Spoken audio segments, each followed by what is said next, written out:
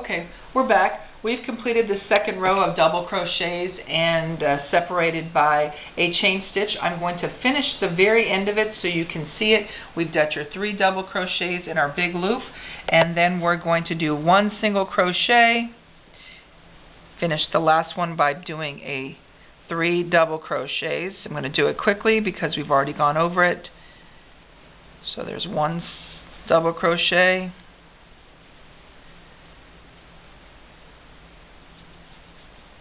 2 double crochets, 1 more in this loop. This is the 3rd double crochet.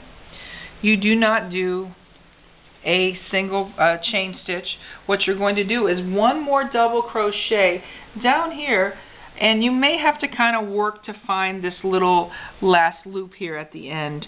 We're going to do 1 more double crochet by itself. So we'll cross over, go into this loop. You may have to really hunt for it. So we're making a double crochet. You can see that we're now changing colors, and we have another double crochet, and we have completed this row. It gets easier to handle as it gets a little bit longer. So after you have completed this row with your double crochets, you're going to do 1 chain stitch, and we're going to flip the material again. This is going to start giving you that bumpy look that I tell you of Bumpy Country Road, because you can see the bump here because we flip it and flip it and flip it, and we're always working from right to left. So after you had done the 1 chain stitch over here and we flipped it, we're going to do 1 single crochet. So we go into this hole right here, okay, right there. We go into it, 1 single crochet, and we start that whole process that we had done right here. 3 chain stitches, 1, 2, 3. But instead of having to count the chain stitches, we just go back over to this separation that we have here, the next big hole. We have 3 double crochets there. We're going to do a single crochet in that hole. So it's easier once you get to this point. You're going to do 3 chain stitches, 2, 3, and a single crochet in this next hole. This also seems to give it some rigidity and pull it together so it's not just kind of loose and flying around here. So you put a single crochet, again 3 chain stitches and 1 single crochet.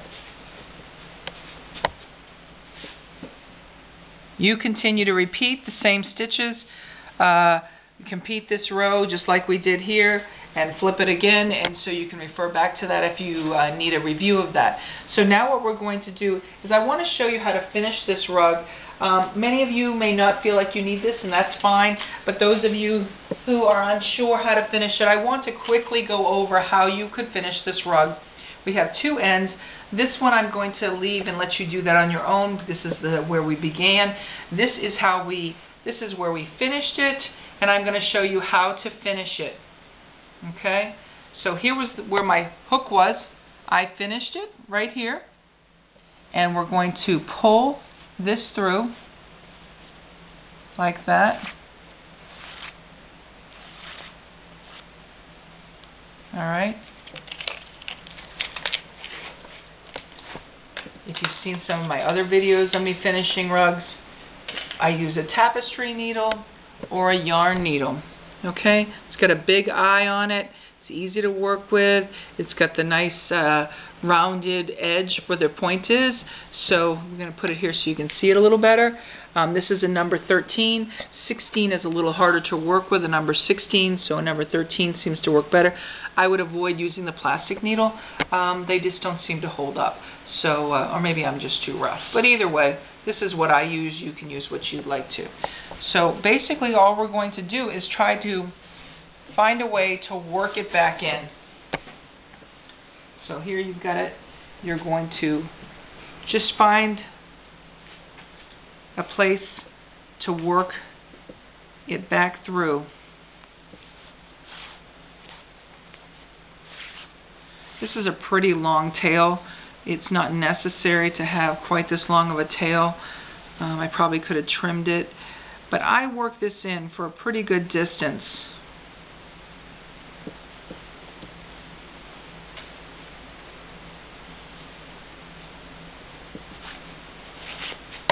I also have found after we do this, keep on pulling it so it doesn't pucker it too much, you know, keep laying it flat, that it's sometimes good you go one direction at a time, and then to kind of lock it in, you kind of just find a way to get it through.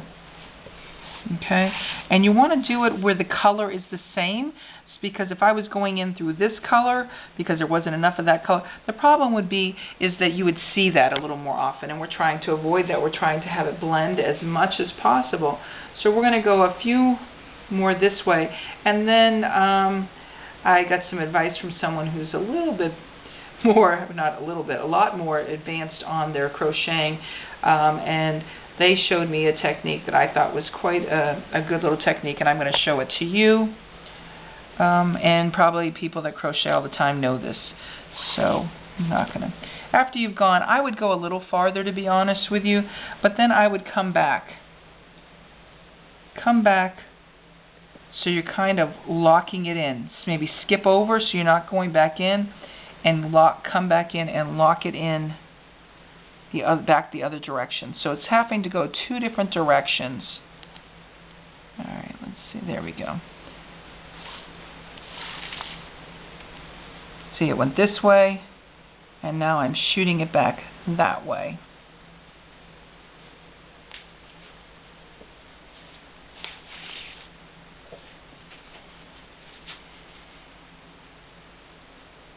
And you really can't see it, you know, it's really kind of just blended in. And I am then going to shoot it back one more time. And this is not necessary always, but I'm a bit of a I don't know what the word I want to use here.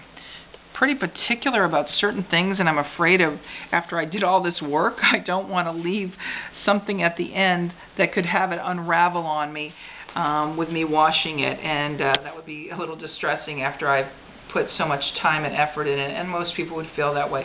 So I'm a little cautious with how I choose to finish it and make sure I've done it several times. Okay, so I think we're almost done. You could have worked it in farther and then flipped it yourself. What you do is you want to give it a nice tug, like this, kind of pulling it. Then you're going to cut it carefully, and then you're going to tug it back out, so then it pops right back in, and then you don't see it at all. So that's how you would finish that rug, and you would do the exact same thing on this one, and this one has already been tied off, so it's even easier, and go back in and finish it. So there you have it, my new favorite rag rug. I'm hoping that you'll enjoy doing this. It's very different from any of the other rag rugs that I've showed you in the past, and I hope you'll give it a try after you've done some other rag rugs. And of course, you can click on the green button and subscribe, and also please feel free to comment or send me your little messages that I so enjoy hearing from you. Okay, you have a wonderful day. Thank you.